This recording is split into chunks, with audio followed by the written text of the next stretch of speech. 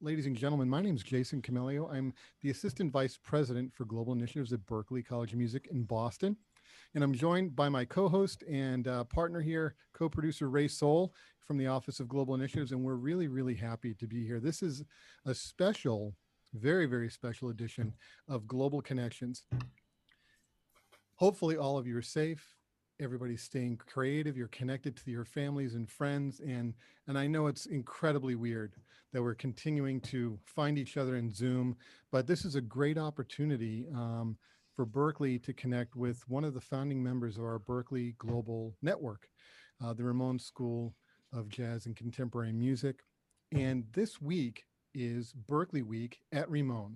Normally, we would be with you in Israel. We'd be on the ground. We'd have a great team of professors and staff, and we'd be playing music together and working on different things and hopefully doing a concert and auditions and interviews.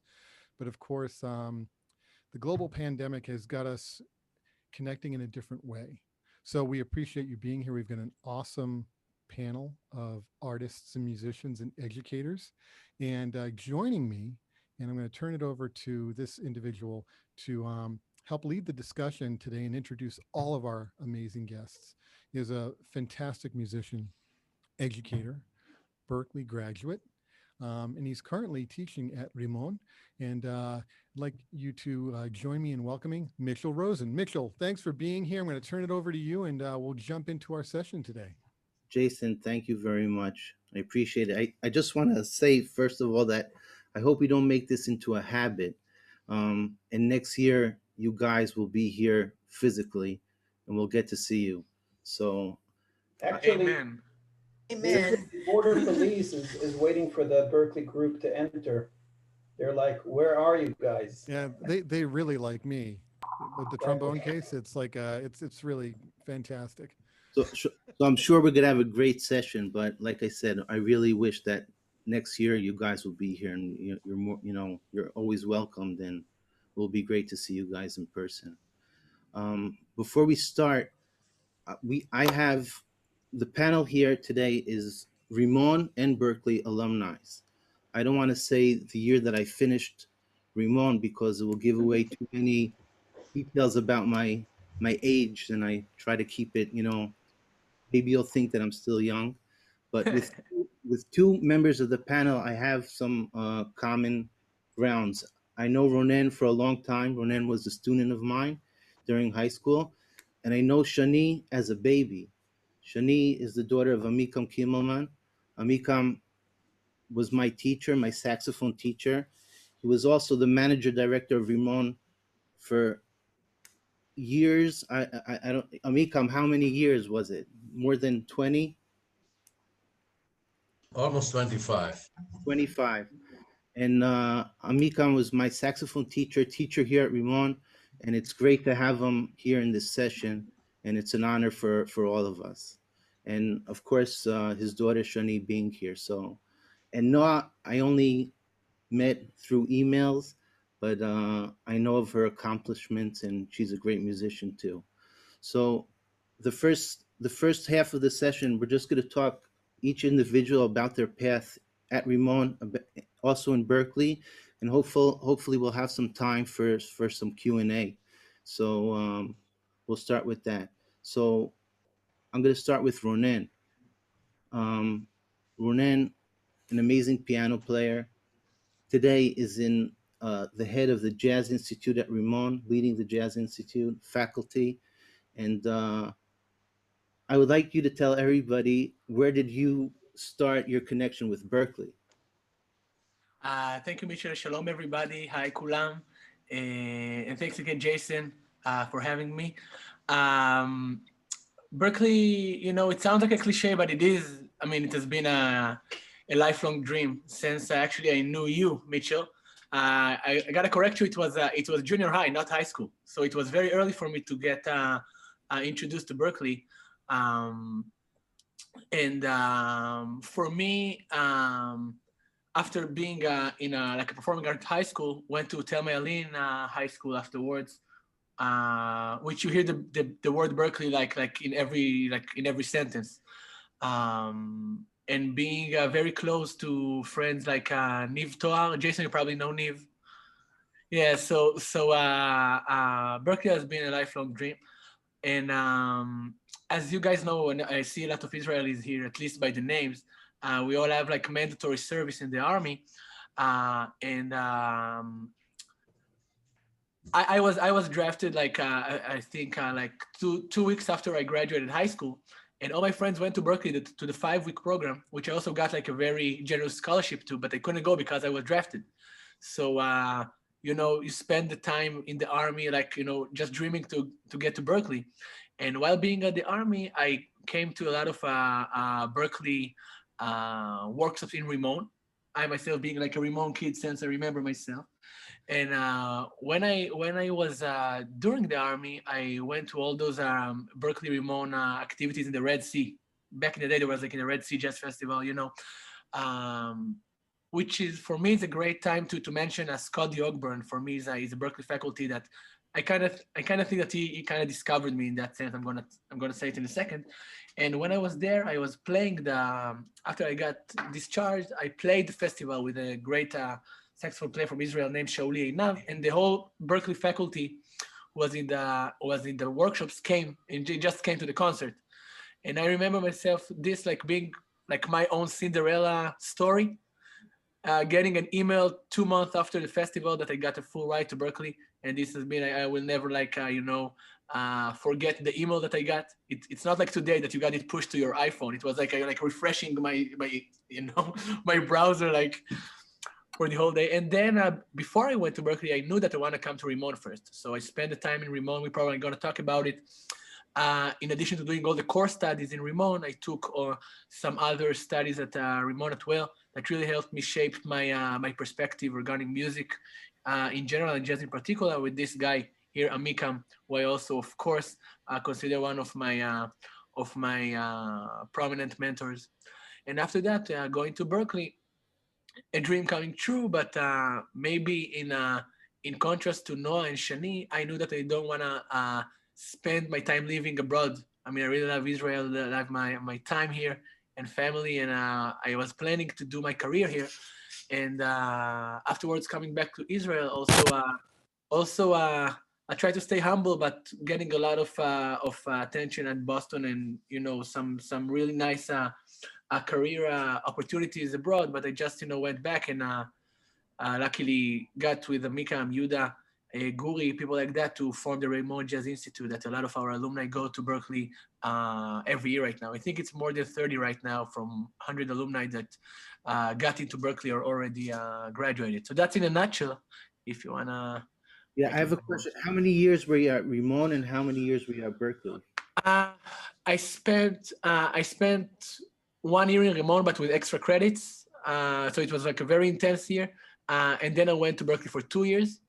But since graduating in 2011, I've been in Berklee 3 times, performing or actually holding master classes when I was teaching at the International Association for Schools of Jazz, Dave Liebman's organization, where we were like guests at Berklee. So I had like an ensemble over there. So it's actually that was very, very exciting for me to be in some kind of a faculty position in terms of giving this kind of musical direction inside the ensembles room that shaped my my musical journey. So that's it. But basically, I can say something like 3 years, like 3 very intense years. Okay, cool. I'm like Ronan. Like I knew about Berklee from a pretty young age. Like I told you, I started studying with Amikam since I was 15, and Amikam was a Berklee alumni, and a lot of the teachers at Rimon, when I studied, studied at Berklee. So it was always going around, and like the path was pretty natural. We all knew we were going to finish Rimon and then go ahead to Berklee. I want to move over to Shani. Shani, besides that, I also met her, saw her as a baby. She also studied guitar with a very good friend of mine, with Ziv. And I always heard her name in the background. He always used to tell me, you have to listen to Amikam's daughter, Shani, like she's really happening. And then I think it was like a year ago or something like that, that Amikam told me that she's playing in Vegas on Cirque du Soleil on the one show, Michael Jackson lead guitar. And that's an amazing, amazing accomplishment. And I hope, first of all, that this pandemic will be over and you'll get back to playing on stage. But it will be great to hear about your pathway, how you started off. Well, I'm sure you heard a lot about Berklee, you know, having cereal in the morning or something, but it will be great to hear from you also. Thank you so much, first of all. And yeah, so obviously I heard about Berklee long before I started playing anything. And I did I did some courses in Rimon, um, mostly first semester courses. So I had like ensemble, like the beginners of the beginners, and rhythmic ear training and counterpoint. And I took some All the guitar lessons. basic courses. Yeah, so I studied with Yossi Levy and Ronel Raban, and that was mostly I studied with my dad at home. So I kind of tested out of a lot of core music classes, um, and then so I just took a couple of courses in Rimon. I took one course with Shai Chen. Hmm. It was Also a Berklee alumni. yes, and I really liked his approach to words and voicings on guitar. So Even though your styles are totally different. yes, and so I continued to study with him That's great. uh, after I was in Rimon also. Um, and my teacher Ziv, he was actually my teacher for 3 years until I started Rimon. Hmm. And after that, I never had like any really long-term teacher. So then from there, I kind of went to Berklee, and I wanted to learn something new because I figured I'm already there. So I tested out of most of the core music courses, and I took music production and engineering. I had no idea about that, so I learned a lot. It was Hmm. fun. And I did take a few guitar courses and some private instructions. And I took the liberal arts, but most of the core music is what I learned back home. Yeah. So in Berklee, did you play in any ensembles or like this? I don't know if people or students whoever got to check out Shani's music, but Shani is an amazing rock guitar player. So when you were in Boston or in Berklee, did you play in any rock scenes or like groups or something like that? No, so I barely played guitar at Berklee because I was too busy studying the board, the console, and trying to record stuff in the studio. But actually, my maybe one of my all-time favorite teachers is my ensemble teacher at Berklee, Mark uh, Mark Copeland, sorry. Um, and it was also just like an entry level ensemble. I also had kind of like stage insecurities at that point, so I wasn't really, you know, into performing and being in the front of everything. But that ensemble teacher, he was just the best attitude, the best music that he like had us listen and play. It was kind of like R&B mixed R&B styles and was really awesome. He's a great keyboard player. And Wow. yeah, that was, I think that was my only ensemble. Maybe I had two more. That Cool. was the best So one.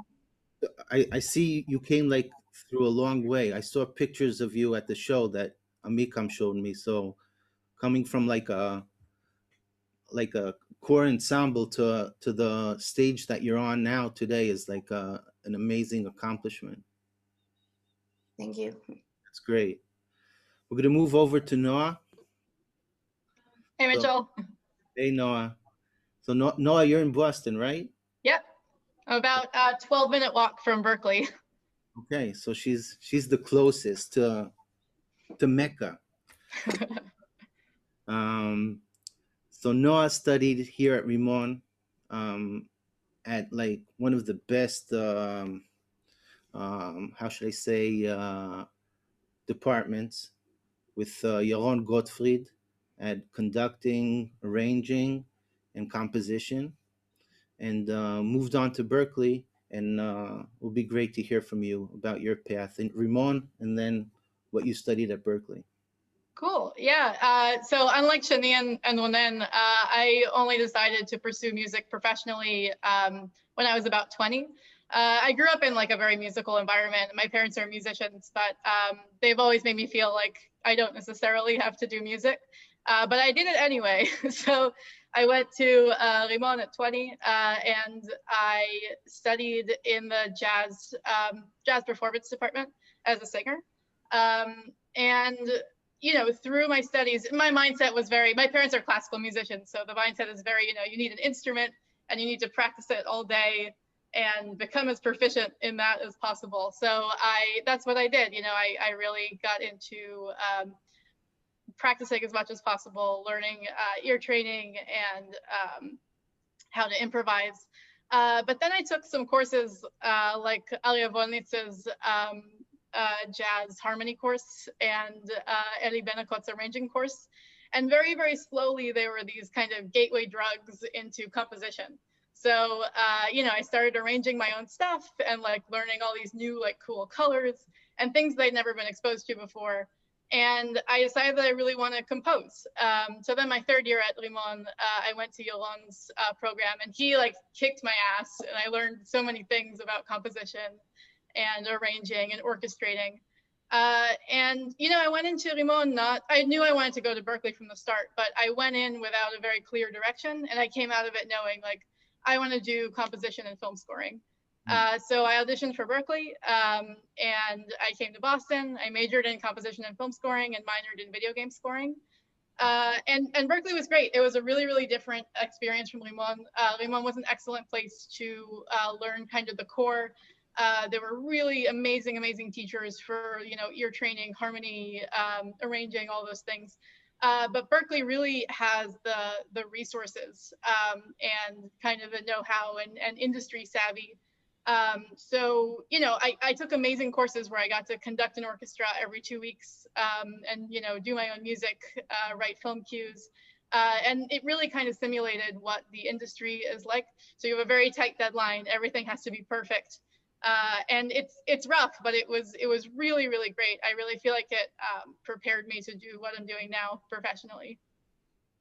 And can you tell us what you're doing today? Yeah, so I'm working as a professional composer. I'm currently working on 2 video games, and I do some other work like some PR work and library music, things like that. Cool. And when did you graduate from Berklee? I graduated a year and a half ago. Okay. Nice. Any one of you, like the question is up in the air, like to any one of you. Can you like, I thought about like this session, like for a couple of days, and like Noah said, Berklee is different than Rimon. I found like, because of a lot of the teachers teaching at Rimon are from Berklee, like the language is the same. It's not that you go to Berklee and like, you don't understand what's going on, because a lot of the terminology is alike. And like Berklee is like Rimon times 1,000 times a million. Okay, in size, in everything that's going on, but there is some you can see a lot of similarity in the way the structure of the departments, and but of course bigger resources and everything. It would be great to hear about teachers like Shani talked about her ensemble teacher at Berklee that had a great influence on her. It would be great to hear from you guys about teachers that influence you, both Rimon and both Berklee, because there's a lot of students from Rimon here. I see also faculty. I see Elad Adar is here. So whoever, the one and only Elad Adar. yes, whoever studied with Elad, you should mention him. And Izar Schechter here is also here. So there's faculty of Rimon. So it would be great to hear about teachers, because we have students studying here at Rimon that are first year, and they would be great for them to hear about teachers at Rimon. And there are students that are going to Berklee, and it would be great to hear about teachers that had a great influence on you at Berklee. Ladies, who can start? Go for it. Noah, Shani. I mean, I would say if you haven't done ear training yet at Rimon, go study with Yuval Nadav, because she's amazing. She has a really great approach to ear training that's very focused on colors and kind of relationships between different scales and chords. Not so much in a diatonic context, but more abstract. It's amazing. It changed the way I compose. And at Berklee? Wow, yeah, the list goes on and on at Berklee. There's a lot of really, really amazing teachers here. I would take anything with Richard Davis. He's got a lot of industry experience. And yeah, he you know, and he'll teach you composition and orchestration and how to be a professional composer. Shani? So, like I said before, my ensemble teacher, Mark Copeland. Yeah. So if I was a keyboard player, I bet I'd try to take a few other courses with him. I had a great teacher, two great teachers for guitar, Scott Taruli and Jeffrey Lockhart, who were kind of like, I figured I have like something I could learn from, to take from during a few like months during a semester.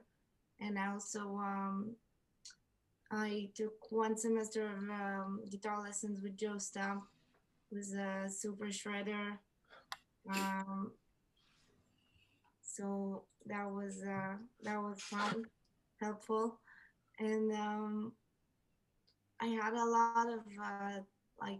lot of great teachers for music production and engineering. Just lots of them, but mostly like the major, you know, like the more prominent teachers of the major. My favorite was Jason Stokes. Well, only took like a couple courses with, but all-time favorite. Cool. Ronen, did you study performance at Berklee?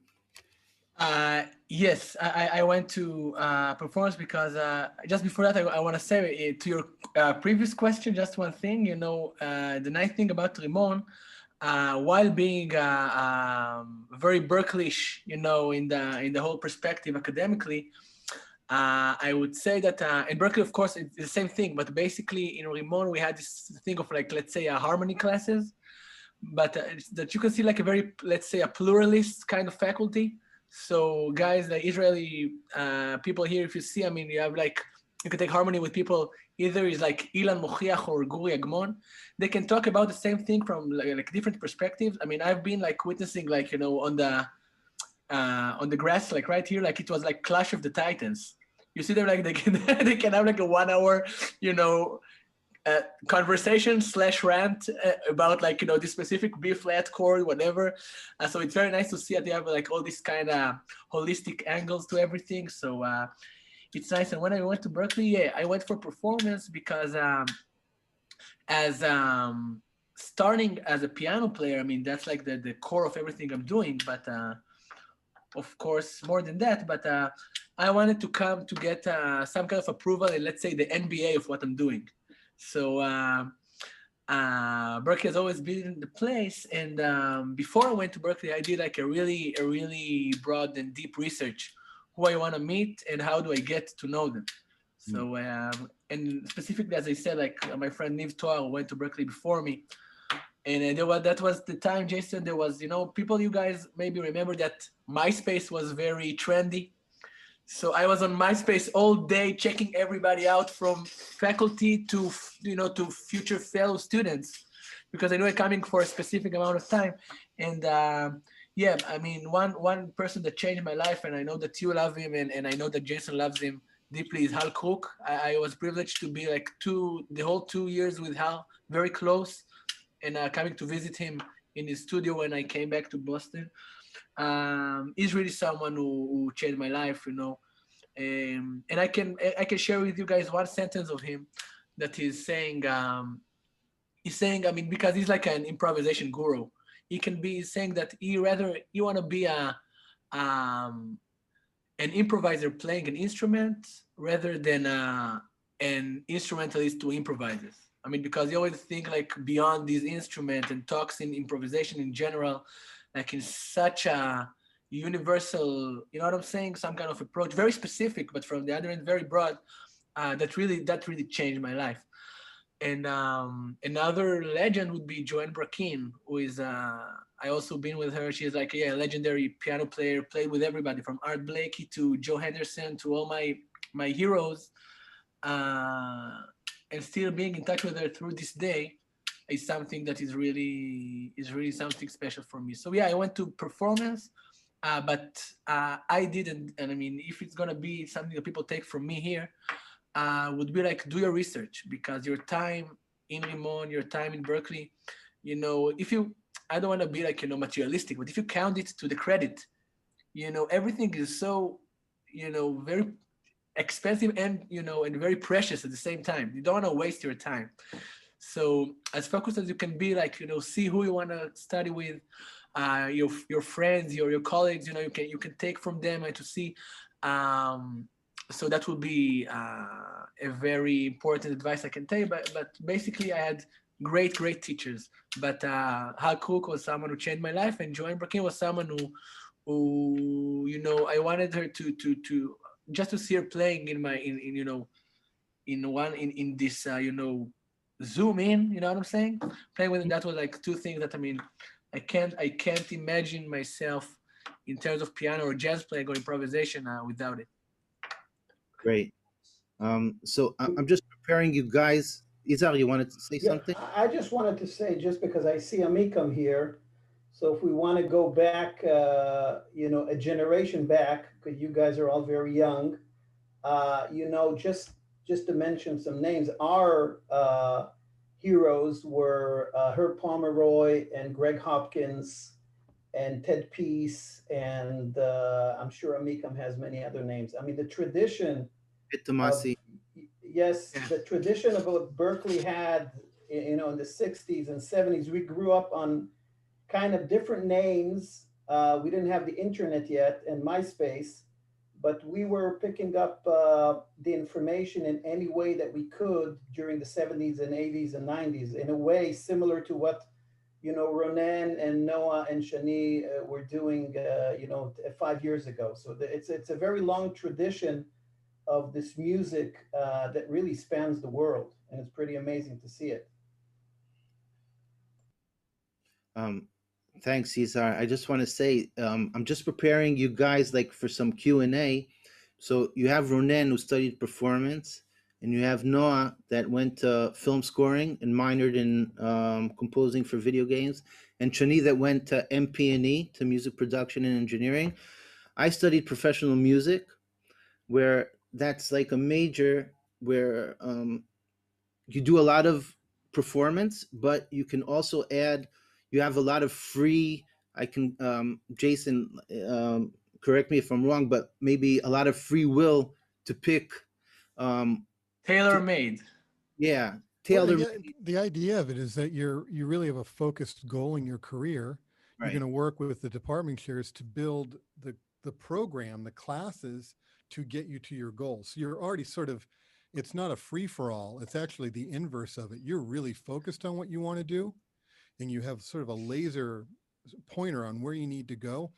And the department chair will help you design the curriculum to get you there. So it's actually it's for those people who are, really have a really strong sense of their trajectory. Yeah, so I studied a lot of performance, and I added a lot of courses in jazz composition and arranging, and so I got to study with Greg Hopkins, where we had a conversation a couple of weeks ago that Jason told us that he's retiring this year, I think.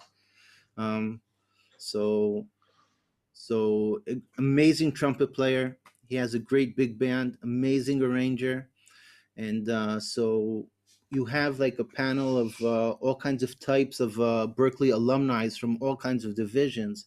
So whoever has any questions, like in any of these areas, you have a pretty large panel here of alumni that can give you answers.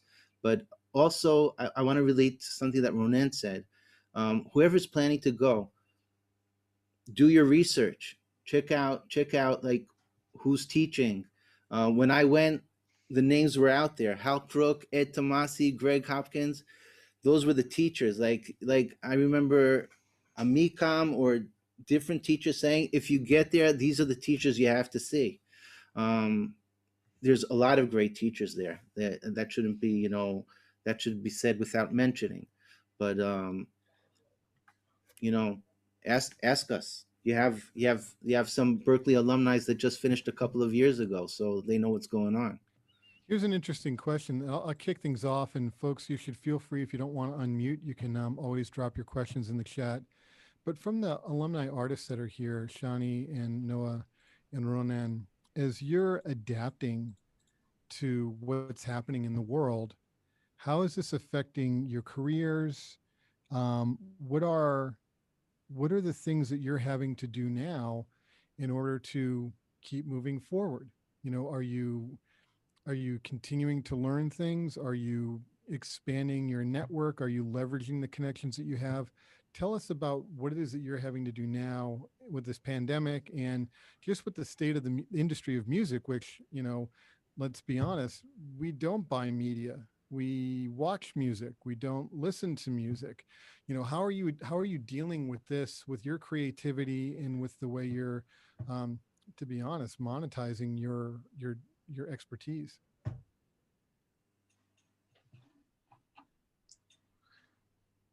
Ladies first. Yeah, I think a lot of people have had to rethink things since all of this started. I was actually planning on moving to LA in May, and that didn't happen. But there is something to be said for how much it's making at least the film scoring industry progress in a direction of allowing people to be in a place that's not LA or Seattle, and work remotely. So I think we were already kind of going in this direction, and this has really propelled that forward. So I think that there are some good things that have come out of this, as much as it's made it, a lot more difficult to find work. I mean, going to conventions, meeting people is a huge part of it. And luckily, there's a light at the end of the tunnel with these super effective vaccines, and life can go back to normal. I've mostly been, leveraging opportunities that have happened before all of this. So actually, about a week before we went into lockdown, I went to a convention and met some guy, and he was like talking to a group of people, and he's like, "Oh man, I don't know where to find artists for my game." And I was like, "Oh, did I hear you need artists? Here's my card." And then he got in touch with me a week later, and we've been working throughout all of this. So I was very fortunate to have met someone in a convention before all of this started. there's the internet brings a lot of opportunity, especially since we're all at home. We've all kind of got this disadvantage, so everyone is looking for musicians on the internet. But yeah, hopefully this will be over soon and we can all go back to in-person networking. Johnny Shani? and Ronan, please jump in. Yeah. Shani, you want to go first? Okay, so unlike what I learned at Berklee, that's not what I do like for my career. So I learned production and engineering, but later I moved to LA and then Vegas, and I didn't like do anything with like the production and engineering except like my own stuff, like at home, like some YouTube videos and stuff like that. But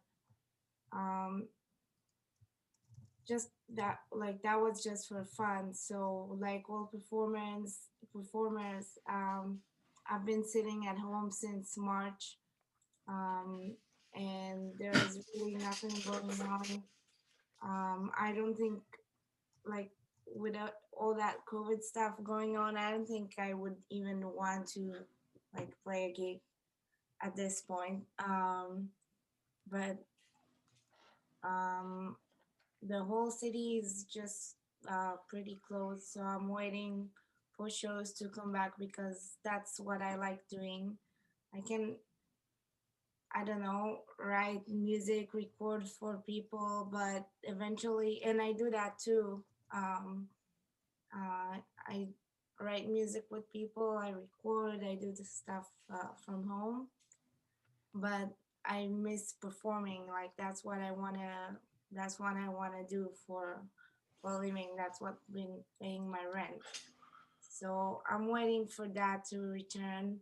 That's like my biggest passion or fun, whatever I like to do. Cool. That's Shani, how many shows were you doing prior to the pandemic? A month? um, 10 or 12 every week. 10 or 12 every week. Yeah, so 2 shows every night. Wow. Sometimes you only have one day off. Like sometimes your weekend is just one day. Yeah. It was, I knew the answer. It was important for me, for everybody else to hear that prior to the pandemic, doing 10, 12 shows a week, and from March sitting at home. So I just hope for you and for everybody, you'll be able to get back there soon. I might add, because I'm in touch with with Shani. I mean, if she wants, she will tell, but she's got some amazing projects happening via internet things, all sorts of stuff, which are amazing, by the way. I mean, way above things that we would expect. So, but it's not that she's just sitting and. So Shani, you're completely underselling yourself here, Yes, which she is does. which She our, does. our folks in the music business department would, tell you not to do. You need to, you gotta let folks know what are some of these projects. You've got to have a setup, a rig at your house, at your apartment. So you must be recording some tracks and material, right? Well, I only got the basic stuff to record, just like an audio interface, pair of Rocket 6 or 7s. I don't even know what that is, and my guitars, and that's it. I don't even have an amp because I was moving a lot, so I had to leave gear behind every time, and it became like a Hassle. real drag when you move every 4 to 6 months and you just have 2 amps to get rid of. So I just record direct, and it's all right because I only record guitars anyway. It's not like I do any vocals or any acoustic instruments. And I had a huge honor to do a little solo on Ellefson's latest release. That's a album with 18 covers, and it has amazing players on it, like all of my guitar heroes, drum heroes, like members of bands I grew up on, and insane guitar players. So I had a little like solo on a track, and we're like I'm trading off with a bunch of my guitar heroes, and that's super great, you know. When are we going to get a chance to Definitely hear the it? highlight of this year. Yeah, when is it? Is it already out? Can we check it out? Yeah, it's out. It was out on November 21st, I think. Well, throw the link in here. You get all these people. Let them, you know, you should, you know, How do you do that? yeah, cool. Ronan, how about you? What's, how are you adapting? What's going on? I'll tell you, thing is, during, I mean, yeah, since basically even before the pandemic, I was kind of getting back to an old love, which would be like some kind of, I would say, an electronic music, not in terms of like, you know, a 50,000 people DJ, maybe one day, but because I mean, basically being around, you know, jazz is acoustic music, and jazz is something that you play with people or you play in front of people, basically. So, but I used this time to come back and finish a track that I actually released yesterday, and I can throw the link over here. Some Berklee alumni are playing. You maybe know Josh Harry is a bass player, great bass player. Cool. And Jonathan Greenstein is playing tenor saxophone. And David Luria was at Berklee, I think, with the Mika. Yeah, so he was the engineer. Thing is that I was trying to get my, you know, chops on the studio kind of thing, yeah, to refine those. And so this is basically kind of an experimental track, been playing some kind of in a jazz kind of thing, but, you know, in layers and things that you're doing in the studio because you can't meet with people. So kind of take it into some kind of advancement of, you know, orchestrating things differently and take it to another musical perspective. And for me being, you know, I've been a jazz nerd since I remember myself. You know, I knew that I want to go into jazz education in the highest level as a professional, you know, going out to those, you know, late IAJE conventions when I was, things that, I mean, you guys know. But today, I'll tell you, because as I told Mitchell, I'm trying being into research all the time. So when we had like 2 lockdowns already in Israel. So in the second one, which was during the summer break from Rimon, I just went and bought some new equipment. I bought like this Roland Groovebox kind of thing, and during like, you know, late nights, just, you know, getting my chops into new equipment and trying to do things live on my own without an ensemble, to get another way to project my music in more like a more intimate kind of one-man show, let's call it. So as both ladies said, there are, I mean, there are positive sides to this, you know, thing that we try to be positive as we can, as positive as we can. Of course, it's, I mean, you can look at the other way around, but basically try to take it to see the opportunity and what can you do for yourself. So for me, it's been refining, you know, those skills that I always wanted to get my logic skills together, to get my Dulles setting together, get into synth a little bit more. So the moment we can all go out over there, I will have more opportunities to expand and to do music in front of people. Nice. And by the way, I just want to say it because Noah was talking about her parents as classical musicians. We're talking about, you know, practicing all the time. I agree with that 100%. I think for me, practicing is not only, you know, having the metronome on and playing, you know, scales. Practicing will be everything that make you better as a musician. I gotta say that for me as originally playing acoustic instrument, and thinking all those machines are robots, they're not. I mean, right now, for example, just to the musicians here, I'm taking like 2 different drum parts, have them together and tell them one of them to be this quantized or this triplet feel, and you have things for your ears that would never happen if you be like, you know, in one dimension with a band or something like that. So I always find, I mean, I actually found myself getting my ear, you know, always like, you know, improving with just doing new things. So that will be another advice I would say, especially in those times. I mean, we all have to adjust if we're not adjusting in that thing. But, you know, yeah, I mean, I don't feel, I also don't feel comfortable to put the links over there, but I will do it anyway. No, as great. your advice. Well, I mean, it's at this point, it's every opportunity, and it's the idea that You're your right. audience is global. There's some Right. great, Mitchell. There's some great questions in Yeah. the feed here. Do you have any question that you'd like to bring up and share with our panelists? I'm looking at some of them. I think there was one that let's see, somebody wanted to unmute and ask a question. I have a question. Please go ahead. I have a question Yuval, for yes? I have Cool. a question for the both girls. Can you absolutely say that Berkeley was the only boarding pass to the US industry? I mean, professionally, psychologically, in any case. I mean, there's always a lot of options, right? I mean, but Berklee was an excellent way to start getting into the industry here. I think something really valuable that it gives you is a year of OPT, which means you have a year after school to work towards your artist visa, and that's great. You have you have a free pass to work in anything that has to do with the area that you've chosen. So Berklee both gives you the tools to navigate the industry and also gives you that time to kind of prove yourself here and work towards your visa.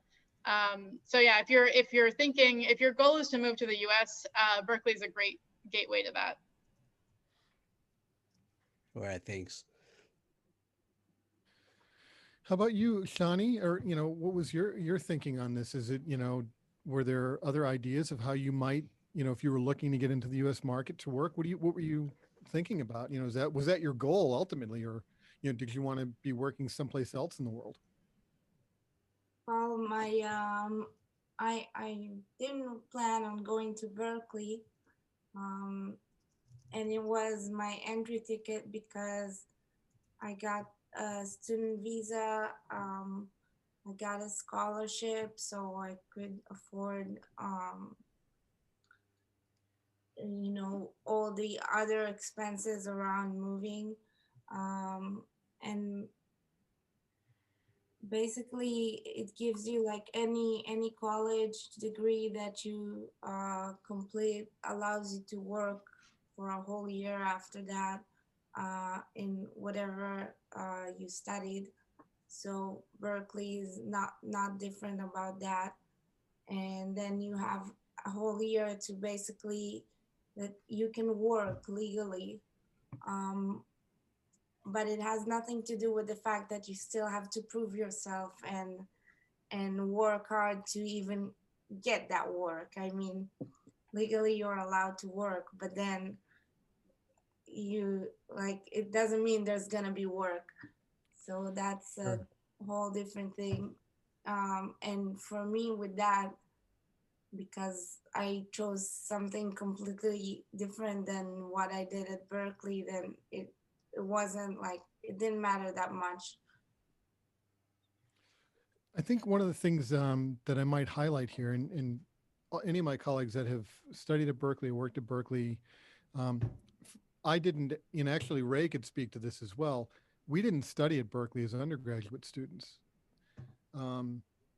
We had great opportunities to study with amazing teachers at the places that we did study. I think the thing that's unique, and maybe this addresses Yuval's question, is it's this community and this network, and then by extension, the opportunities that it creates. And I've seen this time and again.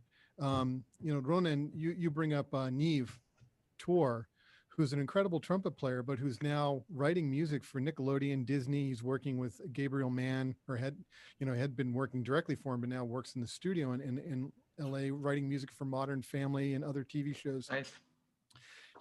What ends up happening, ladies and gentlemen, is when you're a student within this environment, it's a very natural thing for the professors and the department chairs, whether they're at Rimon or at Berklee, to not only be watching the work that you do in your class.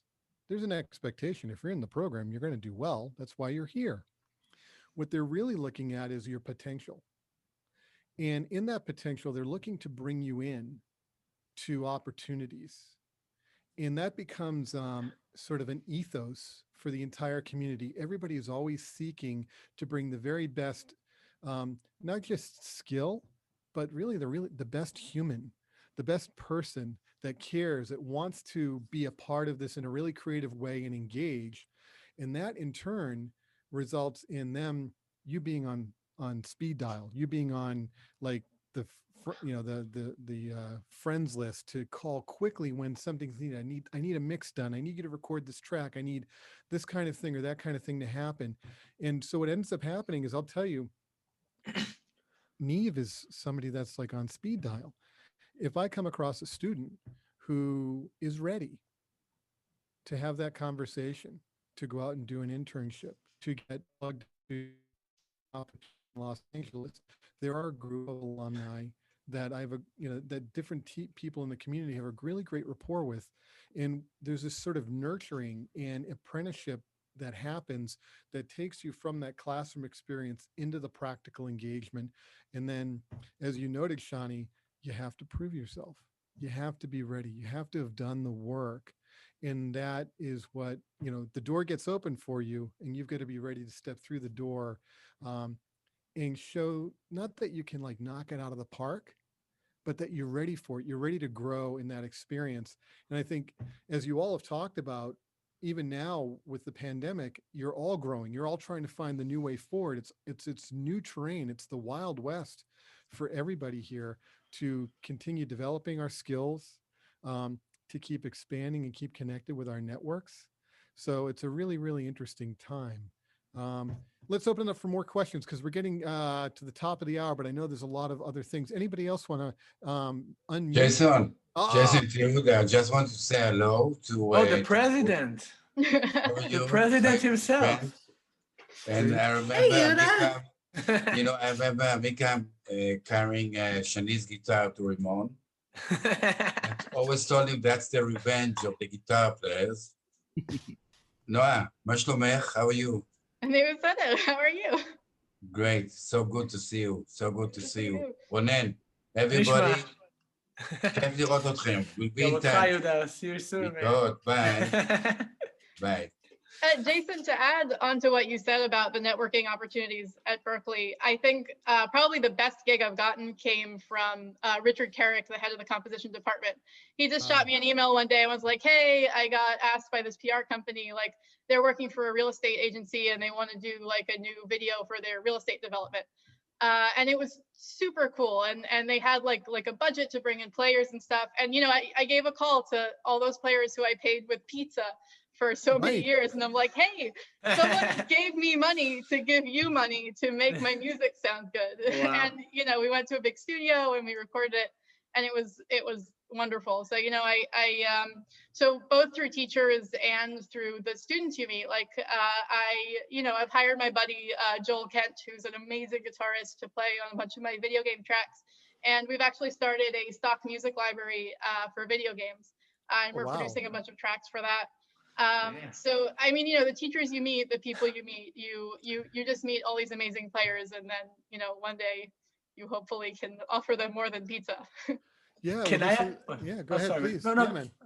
Yeah, can I add something that's really interesting? Because I have really 3 quick anecdotes that Berklee gave me. I think people can probably relate or think about. First, as you said, Jason, about the community and the speed dial. I have a good friend since the Berklee days. His name is Tyler Scott. Tyler was a drummer, but today he's like a Grammy winner, sound engineer for Beyonce and Jay-Z and people like that. And as you said, speed dial, he works with everybody. But when I had him mastering some of my recordings and some of my wife's, she's a singer-songwriter, an amazing one.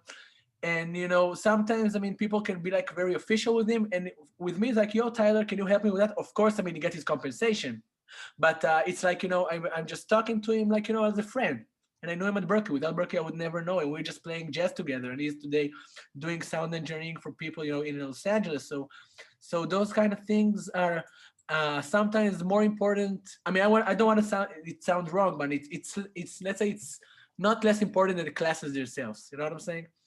And the people that you meet and the fact that you have those connections. I was in India, playing in India, and I met someone in Berklee, from Berklee, So basically, you can get a gig or play everywhere with that. And another thing that Berklee gave me, I think it's the, let's say, the American habits. Like in Berklee, I mean, people don't get a panic, but people sometimes come to finals exam in tuxedo. Okay, but I'm not saying only that. But when I came back and Amikam and Guri was kind of, I think they were like uh, trying to audition me for the position. They didn't tell me. But one of the things, they just sent me home to do some homework, and I came back with, prepared papers and stuff, that I wouldn't have those habits if I wasn't like at Berklee, doing music, but at the same time getting all those right business habits. You know what I'm saying?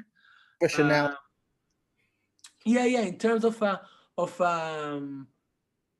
those kind of thing just helped me to get to the things I'm doing in terms of, from first impression, I hope, um, to the things that, I mean, I get everything done by the ways that Berklee taught me. So it's very important. So the thing of community, speed dial, it's a amazing way to call it. Connections, and the fact that you have to be in your A game all the time. I missed a gig with jazz vocalist Diane Reeves because I didn't answer the email at the time.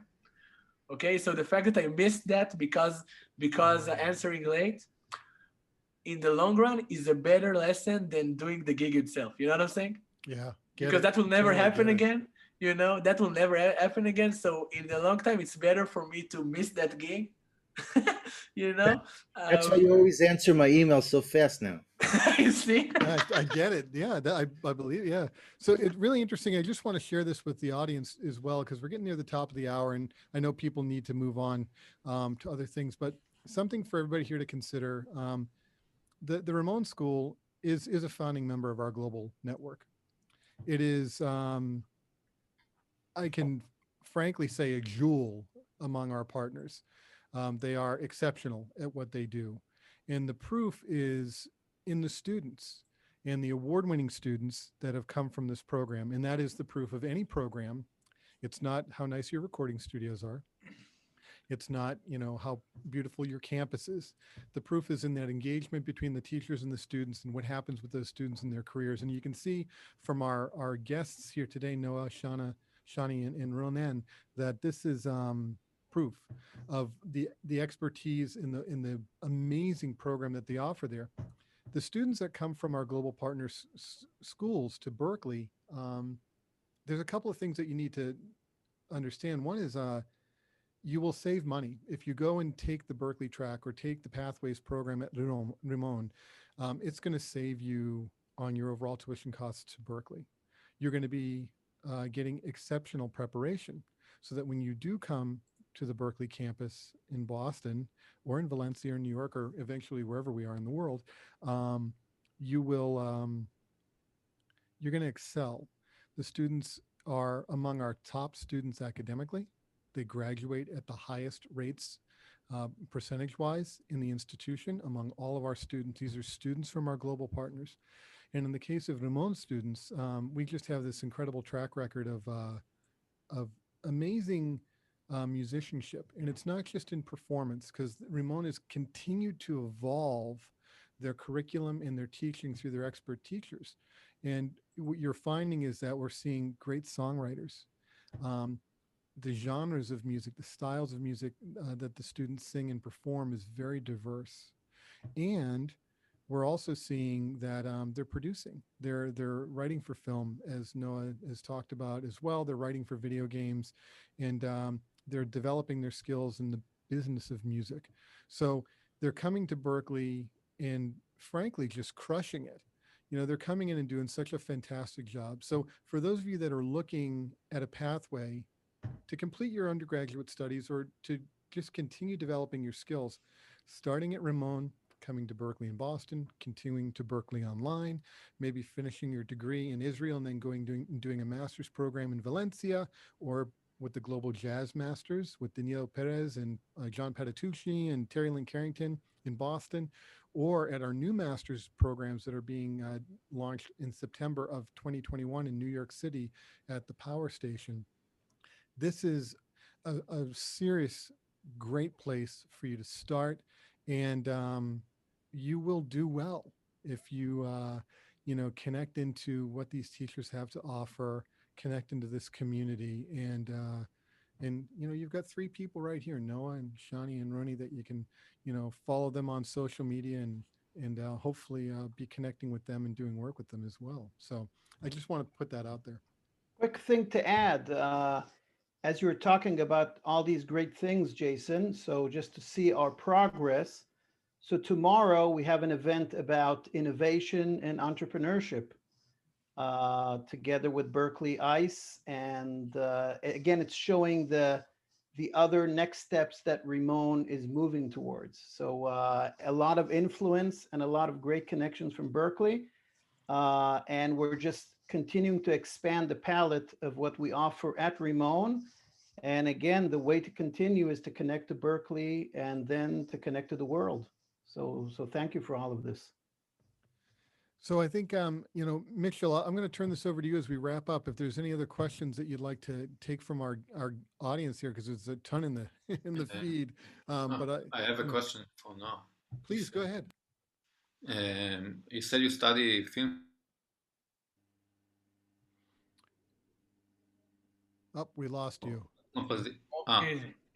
You're back. Okay. Sorry.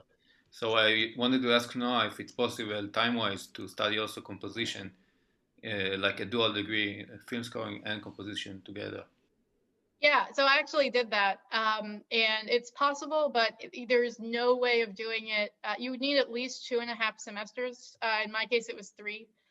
Just keep in mind that it will take longer. But yeah, I would say if you're planning on doing that, just get as many things as you can done at Rimon that will transfer to Berklee, so you can focus, because you'll have a lot of major courses, and you'll be able to focus more on that. But it's a great dual major. I mean, you get all of the technique and like analysis and orchestration, things like that, really in depth in composition, and then more of the professional stuff in film scoring. No, and probably sleep as much as you can right now, because it sounds like yes, excellent choice. Yeah, there's another question. No, that's everybody at Berklee. That's no one sleeps. There was another question here from Michael. He asked, what kind of games are you working on now, if you can tell? Yeah, I mean, one of the big bummers about this is that games take years to produce. So a lot of the stuff I'm doing is under NDA, so I can't share any of the music yet. But I'm working on a tabletop strategy game and a kind of a more pixel art like platformer. And yeah, I'm hoping to share stuff from them soon. The tabletop game is going into beta really soon. You guys are, I'll put the name in the comments, but if you want to check it out, it's called A Token War. It's going to be on beta on Steam in like the coming weeks. Cool. Can I say something? For Shani, can I have a question? Of course. Yeah. First of all, hi, how are you? Second of all, I'm a freshman year at music production and engineering and bass playing.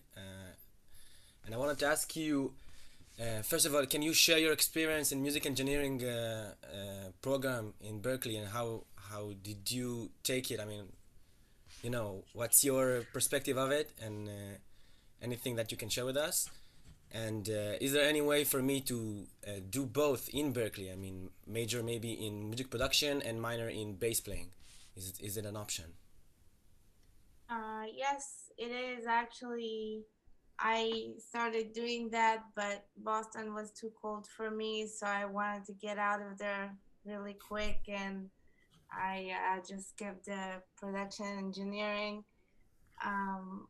But it's really it's super intense. The production engineering, you come there like when I started that major, I didn't know anything. I did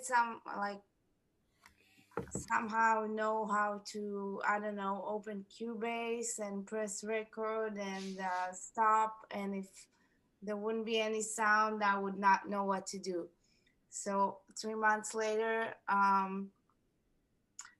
all of a sudden you learn about signal flow, and you understand like terms and know basic stuff, but it's 3 or 4 months, and that's a lot. So you get also access to best studios that you will, most chances that you will not get to be in or work in, you know, as far as like the gear and with the equipment they have there. So like How the many studios are facilities are super top notch, and you just, so you learn to work with like really like the top quality, like, you know, gear and technology, the newest stuff. And but then for me at least, I couldn't play as much guitar. Like I didn't have enough time to practice like those crazy alternate picking exercises that I got from Joe Stump while I was doing, I don't know, first or second semester, you know, for music production engineering, because I had like some 40-page manual to read about the Bricasti or some, you know, other piece Yeah. of outboard gear or whatever. So, but so I think like I'm really thankful to myself that that I took this major. Like I figured halfway that my passion is not mixing and it's more like being on stage and playing, but I learned a lot of stuff that was very valuable to me. Like I could later produce my own album with music that I wrote. I can, you know, do videos like myself for YouTube, and I get like companies send me plugins and kind of like review and do like a video. And so that stuff, like I think I gained from Berklee. I wouldn't give you like a Grammy winning mix, you know, but that's probably a lot of people, like, you know, Yeah, definitely. a lot of people learn guitar at Berklee, and not everyone is, I don't know, just name your guitar hero. I'm not the If I best have, if sound I have a small engineer. question, do you have any tips for me, you know, as a freshman year student in Rimon, to help myself maybe get into Berklee or have my time be easier or more efficient right now? What can I do at the moment to help me in the future? Come Test and out talk to of me. counterpoint I will. and traditional harmony, because you don't want to learn that in English. You want to learn that in Hebrew. That's really like, I don't know. That's really hard learning in English. Okay, thanks. Thank you. One of the things, yeah, Yali, one of the things too, just to share this with everybody here, there are a couple of majors at Berklee that you have to apply to get accepted to. Music production and engineering is one of them. But Berklee Global Partner students, you can work with our team in global initiatives with Ray and I, and with your advisor, Ishar, and with Mitchell, and we can kind of get you kind of fast tracked so that when you're getting ready to move from Rimon to Berklee, when you're getting into that last term or that last cycle of classes, that's when you want to begin the process. Reach out to us. We'll set up a meeting with you to connect with the chair and the assisting chair of MP&E. And or EPD, electronic production and design, is another major that is capped. You have to apply to get into it because there's a limited number of seats. And what we'll do is we'll begin to get you into the process. It's new students to Berklee typically have to be at Berklee for a semester before they can apply to any of these majors. But global partner students that are in a Berklee track, we have we can get you sort of fast tracked into the application process so you can be considered while you're at the partner school. And if you meet certain criteria, and Rimon is one of the schools that has done a fantastic job with training their students, there's a higher likelihood that you might be able to get accepted into the major and when you arrive at Berklee. Now, this is new. We've just begun getting this in place for our global partners, thanks to the work that Ray has done with our department chairs in these areas. So just Yali, when you're getting ready, man, just make sure and others that are doing MP&E or looking to do electronic production design, it's good to plan in that last term to begin reaching out and get these meetings in place. Thank you very much, Jason. I have to go. I have to go because I have a course in 15 minutes. Believe it or no, Zoom is Thank you for being Zoom here, is taking over on me. Ami. Yeah, no, it's Yeah, cool. but I wanted to say something just to react to Yali. I mean, my belief, and I know it works. The main thing that I really believe in is that technology is great, but the best thing you could do with your how you say the way you advance is to put as much energy and thinking and time into playing. The more you play, you'll get more ideas, you'll get more inspiration because you need music. You need music is the thing that you wanna how to say it, to apply to this technology. Technology is a thing that you can always get. And playing and of course composition like Noah is a great surprise. I remember you from a long time, uh, and just really do as much as possible. Do music. And technology, it's great, but it's the second round. That's my belief. I don't know about you guys, but everything, other stuff you'll be okay with. So that's my tip for today. Thank you, Amika. And I'm going Preach, Amika, running to preach. Preach, please. Right, let's start playing. I think Billie Eilish might have an opinion on this. Sorry. Okay. Bonen, you wanted to sum up something? Yeah, I'm leaving. Bye-bye.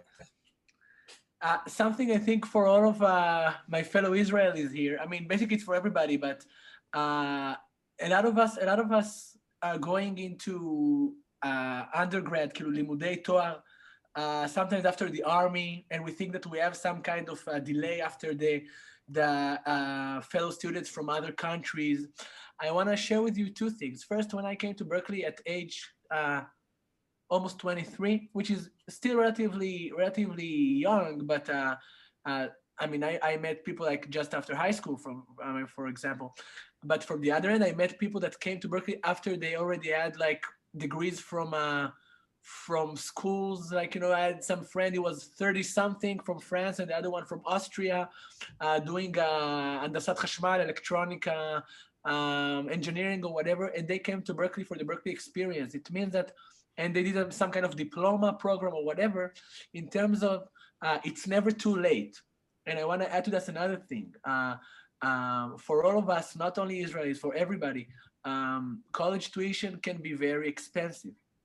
And sometimes when you think about it, try to think in a longer, I mean, in a bigger resolution. I will try to elaborate in terms of, I really love sports. I mean, I don't look like it, but I'm really into sports.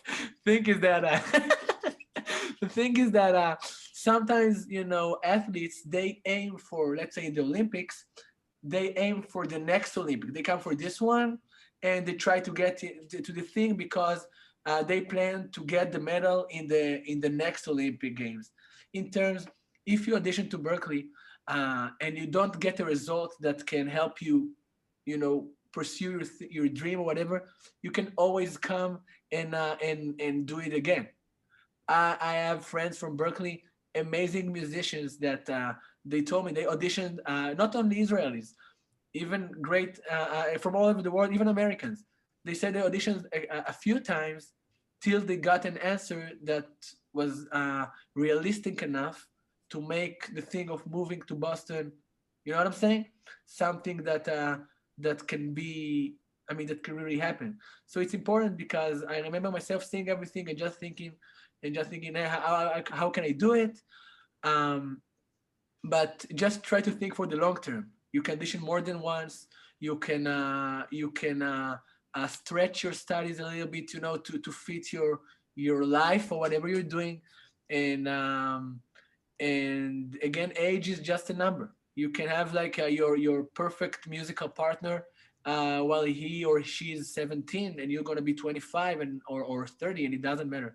I'm just saying it because even I don't know if you guys thought about it, but if whether you think about it, just know that this is another humble tip I can give you, because it can get you stressed or panicked for nothing.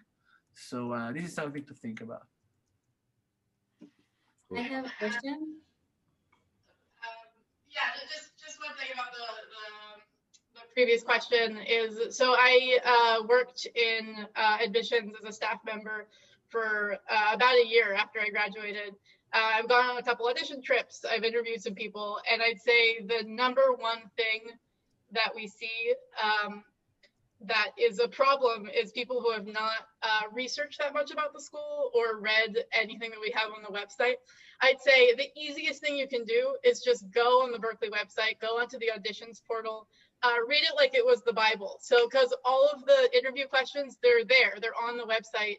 And if you research things like, what the different majors have to offer, which teachers you want to study with, that's super impressive. If you have a reason you want to come to Berklee specifically, if you know what major you want to do. Also look at all the different sections on the audition. So you can practice your prepared pieces. You can work on sight reading. Super important. It's part of every audition. If you can sight read well, that's super impressive. My point is, it's all on the website. Go on there and just study it. Yeah, that's really the simplest step you can take to have a good audition and interview experience. So what do you think, Mitchell? We're closing in on 90 minutes here. Do you want to take a couple more questions, or do you want to wrap it up for today? I know that Danielle wanted to ask something. Danielle. Yeah, sorry, I cut you off, Danielle. Yeah, so maybe we'll just take one more question, and we'll make it a wrap for tonight, because we have another session tomorrow, and we'll go ahead. Thank you. So I would like to ask if you recommend to combine between a film scoring major and performance. Is it reasonable? And also, if I decide to do a film scoring major, what can Berklee offers me to develop myself as a player? I mean, there's no reason you can't dual major in them. What I said previously is that it will just take more time. So with composition and film scoring, it's a little bit easier because they have a lot of overlapping courses. Performance and film scoring probably won't have any overlapping courses. It might have a few. So just be prepared for it to take longer. There isn't really a focus on performance and film scoring, but you do have a number of elective classes that you can take. So you can do that in whatever you want. So you can take a bunch of labs, or you get private instruction no matter what. So just keep in mind that even if you don't major in performance, if you only major in film scoring, you will be able to take plenty of performance classes. They just won't be part of the film scoring curriculum. Okay, thank you. Sure. Cool. Jason? Noah, can I ask you a question? Yeah. So I wanted to ask, first of all, how did you get into the gaming audio field? And second question is, if I will go to a MP&D program in Berklee, will I still be able to get into that field as well? So me personally, I'm a lifelong gamer. I've always loved music and games and always noticed it. And it was just so cool when I had the thought like, oh, I'm studying music and also I love games, and oh, I can just do that. That's cool. And Berklee offers that, which is great. So that's how I ended up doing this. I'm not sure. I know that certain minors are only for people who do certain majors. I don't know if you'll be able to minor in video game scoring if you're majoring in MP&E, but all of that info is on the website. So I would advise you to go there, and you can always shoot an email to the film scoring department or the MP&E department and ask them, because there are people there who are just like waiting to answer your questions. That's another thing I would recommend is be in touch with Berklee. Berklee has a ton of staff members whose job it is to help you transition there. So don't be afraid to shoot an email to a department you're interested in, and they should be able to help you out. Thanks, Jason. I think we're going to call it a night here in Ramat HaSharon in Tel Aviv or wherever you guys are. First of all, on behalf of Rimon, we want to thank Jason and Ray from Berklee and for organizing this amazing session, and of course thank Izal on behalf of Rimon. Rimon staff and faculty for doing such a great job, and thank Shani and Noah and Ronen for participating. Shani from Vegas, and Noah from Boston, and Ronen from the other room, חדר אהוד מנור. Yeah, Ronen from a classroom next to me. So I really want to thank you guys for participating, and I just want to say, just to sum it up, Izal is here at Rimon for all our students who have questions and about the mutual academic relationship, about the pathway to Berklee. Izal does an amazing job. He has a lot of the answers. So, he's here local. And like Noah said, go online, write to Berklee about any questions you guys have. And again, thanks for Jason and Ray. No, thanks. This has been an excellent start to Berklee Week at Rimon virtually. I just put the link in the chat. Tomorrow, again, as Yizhar and Mitchell both noted, we're going to be focusing on entrepreneurship. So come and meet Nicole Davies from the Institute for Creative Entrepreneurship and Nava Swarsky Sofer, yes. Sofer from Rimon.